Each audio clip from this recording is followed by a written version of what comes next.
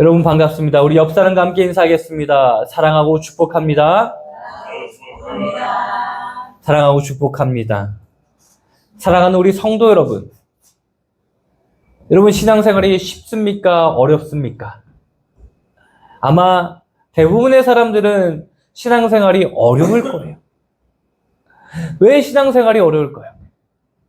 우리 신앙생활을 하면서 생각하면서 아마 어려운 이유를 찾자면 자주 이런 생각을 하게 될 겁니다.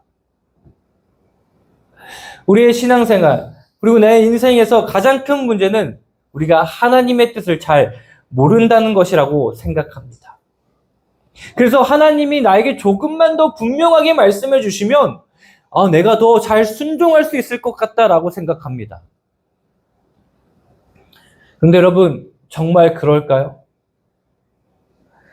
가만히 우리 자신을 돌아보면 문제는 하나님이 우리에게 말씀하지 않으셔서가 아니라 하나님이 이미 우리를 건드리고 계시는 것을 내가 싫어해서일 때가 많다라는 것이에요. 하나님이 내 계획을 흔드시면 불편합니다. 하나님이 내 익숙함을 깨트리면 부담스럽습니다. 하나님이 내가 붙들고 있던 그 안전을 내려놓으라고 하시면 미루고 싶어집니다. 말씀을 듣는 건 괜찮습니다. 그런데 그 말씀이 내 자존심을 건드는 건 싫습니다. 은혜는 받겠습니다. 그런데 회개하라고 하면 뒤로 물러섭니다. 하나님을 믿는다고는 말합니다. 그런데 하나님이 내 안에만 계셔주기를, 내 틀 안에만 계셔주기를 바랄 때가 많이 있습니다. 오늘 스데반의 설교는 바로 그 지점을 찌릅니다. 사람들은 스데반을 재판하는 줄 알았습니다. 그런데 사실은 스데반의 설교가 그들의 마음을 재판하고 있었습니다. 그들은 스데반을 향해 내가 무엇을 말했느냐라고 묻고 있습니다. 그런데 스데반은 너희가 하나님의 역사 앞에서 어떻게 반응해 왔느냐라고 되묻고 있습니다. 그리고 그 긴 설교의 끝에서 아주 무거운 한 문장이 나옵니다. 너희가 항상 성령을 거스르는도다. 이게 오늘 말씀의 칼날입니다. 문제는 하나님이 침묵하셔서가 아닙니다. 문제는 사람이 계속 거절한다라는 것입니다. 그래서 오늘 우리는 나는 정말 하나님의 뜻을 모르는 사람일까? 아니면 하나님이 이미 말씀하고 계신 것을 계속 미루고 있는 사람일까 하는 이 질문 앞에 서야 합니다. 오늘 말씀은 그리고 이 질문에 대해 아주 깊고 아프고 그러나 복음으로 우리에게 대답해 주고 있습니다. 여러분, 사람은 하나님의 구원을 원한다라고 말하면서도 하나님이 보내신 구원자를 반복해서 거절하고 있습니다. 오늘 말씀을 보면요, 스데반은 왜 이렇게 긴 역사를 이야기할까요? 아브라함, 요셉, 모세, 광야, 성막, 성경까지 아주 길게 이야기합니다. 이것은 단순한 성경 지식의 점검이 아닙니다. 이것은 거울입니다. 너희 조상들의 이야기 속에서 지금 너희의 얼굴을 보라는 것입니다. 먼저 아브라함을 보십시오. 하나님은 아브라함을요, 갈대아 우르에서 부르셨습니다. 아직 가나안도 아닙니다. 아직 성막도 없습니다. 성전은 더더욱 없습니다. 그런데 하나님은 이미 먼저 찾아오셨습니다. 이게 중요한 것이에요. 하나님은 사람이 준비한 그 종교 공간 안에서만 일하시는 분이 아니라는 거예요. 이 교회 안에서만, 지금 이 예배당 안에서만 하나님이 일하시는 것이 아니라는 거예요. 하나님은 먼저 찾아오시는 거예요. 내가 어디에 있든, 내가 세상 어디에 있든 하나님은 먼저 찾아오신다는 거예요. 다음은 요셉을 보십시오. 요셉은 형제들에게 미움을 받습니다. 그리고 버림을 받습니다. 팔려갑니다. 결국엔 뭐예요? 애굽으로 끌려갑니다. 그런데 하나님은 그 요셉과 함께 하셨습니다. 형제들이 버린 사람을요, 하나님은요, 형제들을 살리는 통로로 쓰셨습니다. 사람이 밀어낸 자를 하나님이 살리는 자로 세우셨습니다. 그런데 사도행전 7장의 중심축은요, 요셉에서 멈추지 않습니다. 모세로까지 갑니다. 그리고 여기서 스데반의 설교가 가장 길어집니다. 여기에는 이유가 있습니다. 모세는 단지 한 인물이 아니라 그들의 자부심이자 종교적 중심이었기 때문입니다. 스데반은 바로 그 모세를 통해 그들의 심장을 찌른 것입니다. 모세를 보십시오. 40세가 되었을 때 형제들을 돌아보러 갑니다. 억눌린 동족을 보고 나섭니다. 그런데 그 다음날 모세에게 돌아온 말이 무엇입니까? 누가 너를 우리의 지도자와 재판관으로 세웠느냐? 이게 핵심이에요. 하나님이 준비하신 사람인데 백성은요 거절합니다. 하나님이 세우실 사람인데 사람은요 내가 누구냐라고 밀어냅니다. 결국 모세는 어떻게 합니까? 광야로 도망칩니다. 그런데 하나님은 포기하지 않으십니다. 미디안 광야, 떨기나무 가운데서 다시 찾아오십니다. 사람이 거절한 그 모세를 하나님이 다시 보내십니다. 그리고 스데반에게 분명하게 말합니다. 그들이 거절한 바로 그 사람을 하나님이 지도자와 속량하는 자로 세우셨다고 말합니다. 이게 무슨 뜻일까요? 하나님은 구원을 보내시는데 사람은 그 구원자를 반복해서 거절한다는 것입니다. 요셉도 그랬습니다. 모세도 그랬습니다. 수많은 선지자들도 그랬습니다. 그리고 결국 그 절정에서 하나님이 보내신 의인 예수 그리스도까지 거절했다라는 것입니다. 그러니까 오늘 말씀의 문제는요, 단순히 그들이 완고했다라는 정도가 아닙니다. 사람은 하나님의 구원을 원한다라고 말하면서도 정작 하나님이 보내신 방식은 거절한다는 것입니다. 이게 오늘 말씀이 드러내는 우리의 현실입니다. 여러분, 이건 성경 속 그들만의 이야기가 아닙니다. 우리의 이야기이기도 합니다. 우리는 하나님의 도우심을 원합니다.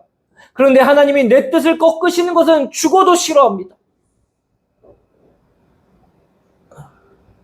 하나님의 은혜를 원합니다. 그런데 회개는 미루고 싶어 합니다. 구원을 원합니다. 그런데 내가 내려놓아야 할 그 자존심을 붙들고 싶습니다. 우리는 하나님이 일하시기를 원합니다. 그런데 하나님이 내 삶의 방향을 바꾸라는 거고 하시면 불편해합니다.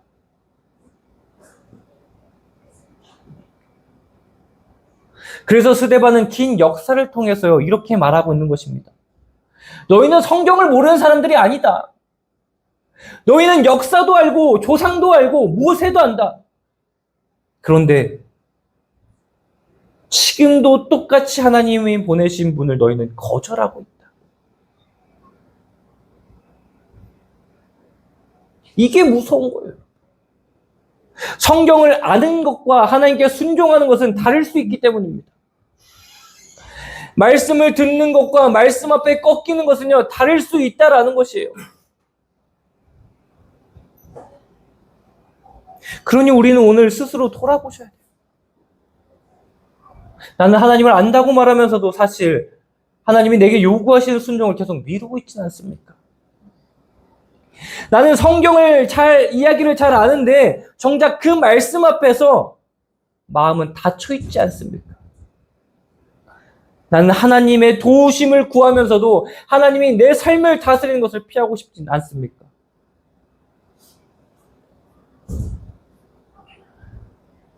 우리 교회도 많은 성도들이 있습니다. 신앙을 이제 막 새롭게 시작하신 분들도 있습니다. 그러나 대부분의 우리 교회 성도들은요, 신앙의 연차가 꽤 되신 분들이에요. 성경을요, 누구보다 잘 아시는 분들이에요. 근데요, 중요한 건 그 성경을 머리로만 알고 있냐는 거예요. 머리로만.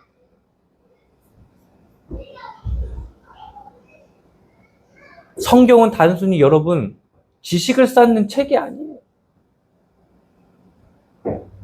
우리는 하나님의 말씀을요, 단순히 지식을, 어느 한 지식으로만 생각해서는 안 된다라는 거예요. 그 말씀에 순종하고 계시냐는 거예요. 그 말씀이 내 삶 가운데 나타나고 있느냐는 거예요. 머리로만 성경을 아는 건요, 누군가를 정죄하기 너무나 쉬워요. 왜요? 아는 건 많으니까요. 집사님, 그렇게 하시면 안 됩니다. 이봐, 청년, 그러면 안 돼. 근데요, 정작 그 말씀에 나는 순종하고 있냐는 거예요. 여러분, 성경 좀 몰라도 돼요. 몰라도 돼요, 조금은. 근데 그 말씀에 순종하고는 있냐고요. 내가 지금 많은 성경을 알고 있지는 않지만, 많은 성경 구절을 알고 있지는 않지만, 그 조금 알고 있는 그 성경 구절, 그 성경 말씀 앞에 나는 순종하고 있냐고요. 많이 하는 것이 중요한 게 아니에요. 순종을 하는지 안 하는지가 중요한 것이에요. 오늘 말씀은요, 우리를 먼저 그 자리로 데려가고 있는 거예요.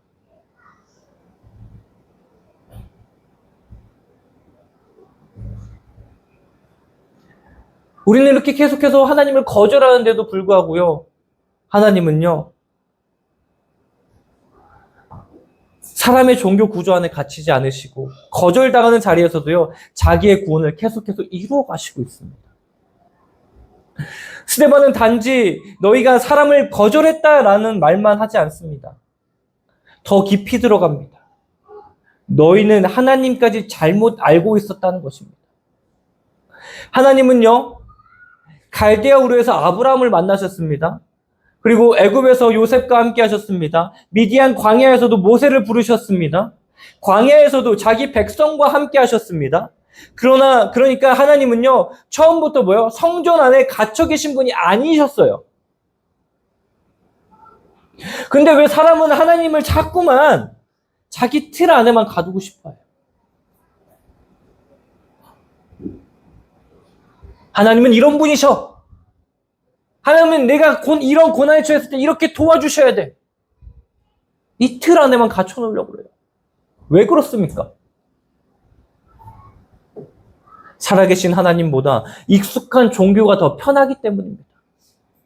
하나님이 살아계신 주권자이시면 부담스럽습니다. 그러니 하나님을 관리가 가능한 구조 안에 넣고 싶어 합니다. 내가 알고 있는 방식, 그 방식 안에서만 일하시는 하나님이면 편합니다. 내가 익숙한 예배 방식, 신앙, 습관, 종교 체계 안에서만 계시면 안심이 됩니다. 그런데 스데반은 성막과 성전의 이야기로 들어갑니다. 성막이 있었습니다. 성전도 세워졌습니다. 그것 자체가 나쁜 것은 아닙니다. 문제는 거기에 마음을 묶어두고 정작 하나님을 놓쳐버린 것입니다. 그래서 스데반은 이사야를 인용하면서 이렇게 말합니다. 지극히 높으신 이는 손으로 지은 곳에 계시지 아니하시나니. 이 말은 성전을 무시하는 말이 아닙니다. 성전 자체를 부정하는 것도 아닙니다. 문제는 성전이 하나님을 담아내는 것처럼 생각한다는 것입니다. 문제는 성전을 붙들고 하나님을 놓친다는 것이에요. 문제는 율법을 자랑하면서도 그 율법이 가리키는 하나님께 순종하지 않는다라는 것입니다. 우리는 하나님을 섬긴다라고 말하면서도 실제로는 하나님보다 종교 구조를 더 붙들고 있는지도 모릅니다. 그 증거가 뭐예요? 교회 안에서 형식을 너무나 중요하게 생각합니다. 어떤 행사를 준비하려고 하더라도 작년에 우리 이런 식으로 했습니다. 올해도 이런 식으로 갈 거예요. 새로운 도전을 거부합니다. 부담스러워해요. 늘 하던 방식, 늘 하던 대로. 형식의 옹매입니다.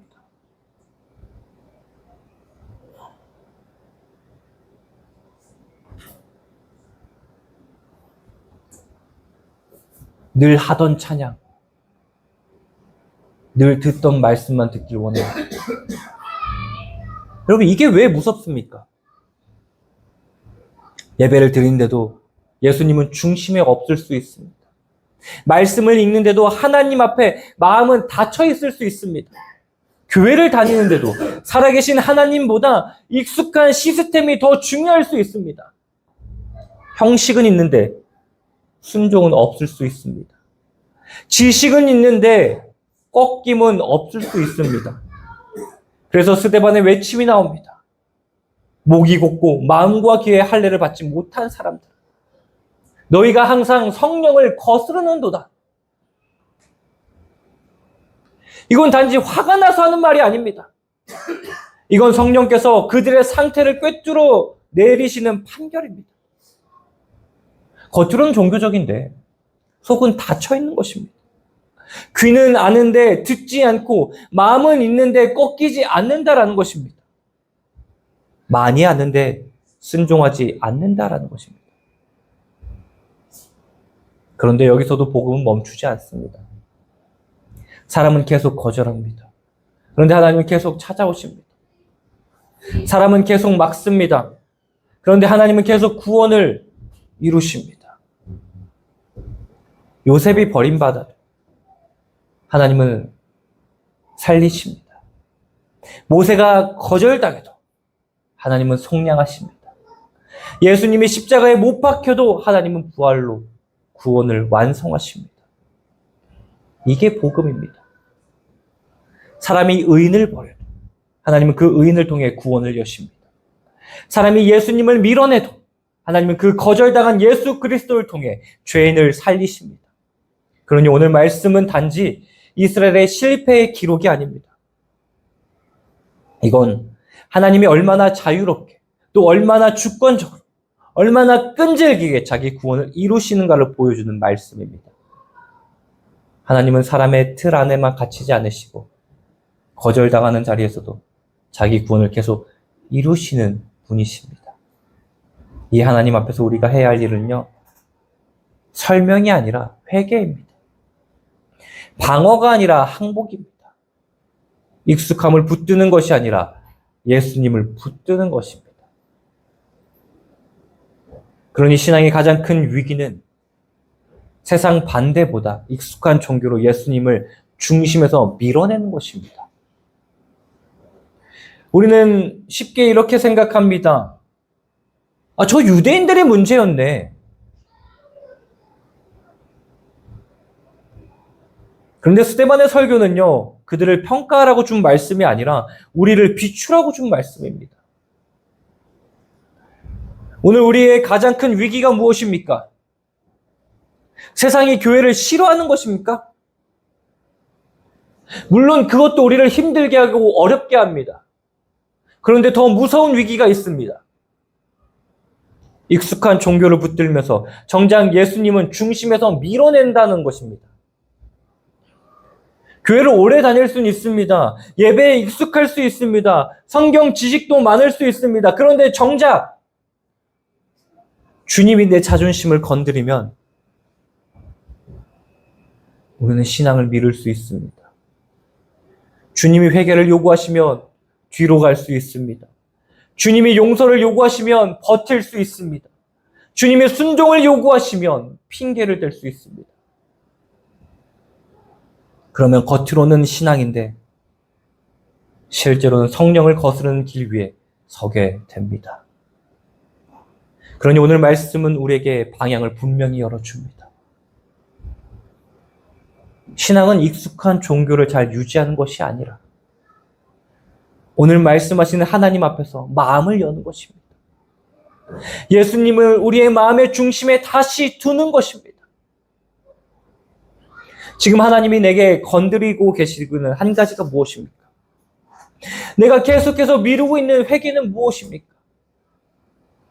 내가 붙들고 있는 그 익숙함 때문에 예수님보다 더 소중히 여기고 있는 것은 무엇입니까?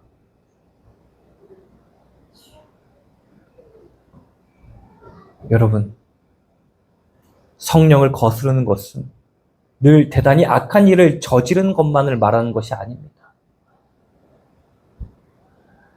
내가 범죄를 저지르고, 내가 누군가에게 상처를 주고, 내가 정말 사회적으로 큰 악을 저지르는 것만이 성령을 거스르는 것이 아니란 거예요.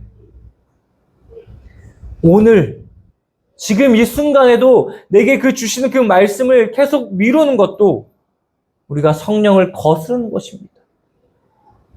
회개해야 하는데 미루는 것, 내려놓아야 하는데 붙드는 것, 용서해야 하는데 버티는 것, 순종해야 하는데 핑계를 대는 것, 이런 것이 이어지면 결국 우리의 마음은 굳어집니다.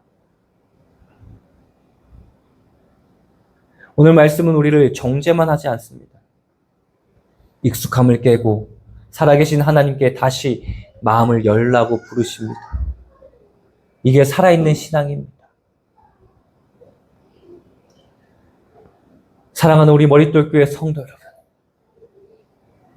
오늘 말씀은 분명합니다. 사람은 반복해서 하나님의 찾아오심을 거절했고 마침내 완전한 의인이신 예수님까지 거절했습니다. 그러나 하나님은 사람의 그 거절에 막히지 않으시고 그 거절당한 예수 그리스도를 통해 끝내 구원을 이루셨습니다. 그러니 이번 주 우리가 걸어야 할 한 걸음은 분명합니다. 하나님이 이미 여러분의 마음을 건드리고 계신 그 한 가지, 그 순종을 더 이상 미루지 마십시오. 그 순종이 회개든 사과든 용서든 끊어야 할 습관이든 이번 주 안에 실제로 행동으로 옮기십시오. 그 한 걸음이 익숙한 종교를 붙드는 자리에서 예수 그리스도를 다시 중심에 모시는 자리로 옮겨가는 시작이 될 것입니다.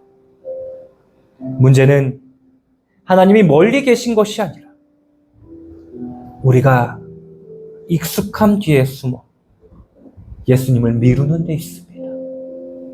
이제는 그 익숙함에 숨어 예수님을 미루지 않는 저와 여러분이 되기를 주님의 이름으로 간절히 축원합니다.